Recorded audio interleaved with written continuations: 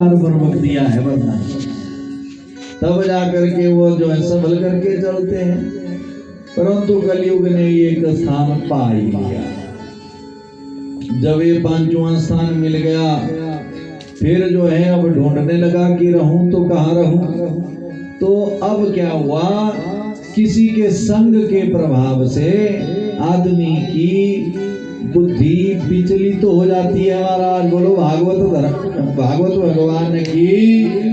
तो ध्यान पूर्वक सुनना, क्या होता है कि उसके साथ वार्तालाप करने मात्र से परीक्षित की जो है आज बुद्धि बिगड़ गई। घर गया और जो है राजन जब घर पहुंचे तो उन्होंने कहा कि मेरे दादाजी ने जरासंध को मारा है, उनका जो मुकुट लाया है वो किसी बक्से में बंद है, उसको निकाला गया और उसको पहन लिया। अब वो जो है एक अधार्मिक राजा का वह मुकुट था। अब हुआ यूं कि दूसरे दिन उसको पहनकर चल पड़े महाराज जंगल में शिकार करने के लिए। राजा लोग पहले शिकार करते थे, तो वो चले गए जंगल और जंगल में जाकर के जो अपनी सेना से वो जो है कहीं बीच में छूट गई उनकी सेना, अपने आप वो दूसरी ओर निकल गए। उनको लगी प्यास, उनको एक मुनि का आश्रम दिखाई दिया। वो जो है समीक मुनि का जो है आश्रम था। वहां जाकर के आवाज लगाई बाहर से कि हे मुनिवर, मैं राजा परीक्षित आया हूँ, मुझे प्यास लगी है, पानी पीने को दे दो। लेकिन समीक मुनि उस समय कर रहे थे ध्यान भगवान जी का।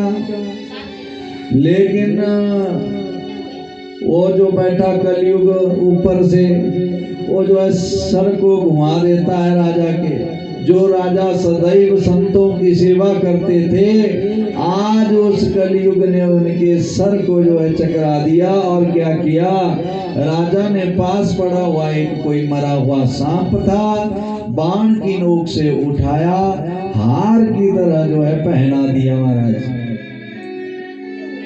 हार की तरह। और अपने आप चले गए गुस्से में ही, लाल पीले होकर के पहुंच गए अपने राजमहल में।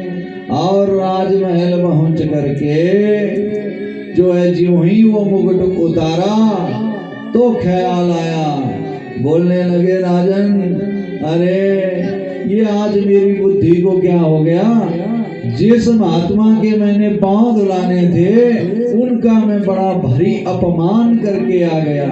बोले हुआ क्यों, अपने आप में विचार करने लगे, बोले ये हुआ क्यों मुझसे। तब उनके ही मन में अपने आप से बात कर रहे हैं, दूसरे विचार में उत्तर आया, बोले ये जो है, ये जो तूने राजपाट पा लिया है ना, 10 दिशाओं का जो तू राजा बन गया है महाराजा, इससे तुझे जो है अभिमान आ गया है। अभिमान में आकर के कि मैं राजा हूँ, मेरी सेवा कोई नहीं कर रहे हैं। ये संत देखो, इसने ऐसे ही आंखें बंद कर रखी है, ढोंग करते हैं, ऐसा सोच करके ये जो है उन्हीं के मन ने उनको उत्तर दिया, इस राज सिंहासन को पा करके तुम्हें अभिमान आ गया। तो दूसरे उत्तर में परीक्षित कहते हैं, अपने मन से बात हो रही है, बोले मैं इस राजपाट को ही त्याग दूंगा। बोले फिर क्या करोगे, दूसरे मन ने पूछा। बोले इसको त्याग करके कुछ भी होने वाला नहीं। बोले मैं पश्चाताप करूंगा। बोले पश्चाताप कैसे करोगे। बोले मैं इसका साधन ऋषि मुनियों से पूछूंगा। बोलो भागवत भगवान की। अब दूसरी ओर सुनिए कथा। अब एक बालक आया आश्रम में, उसने देखा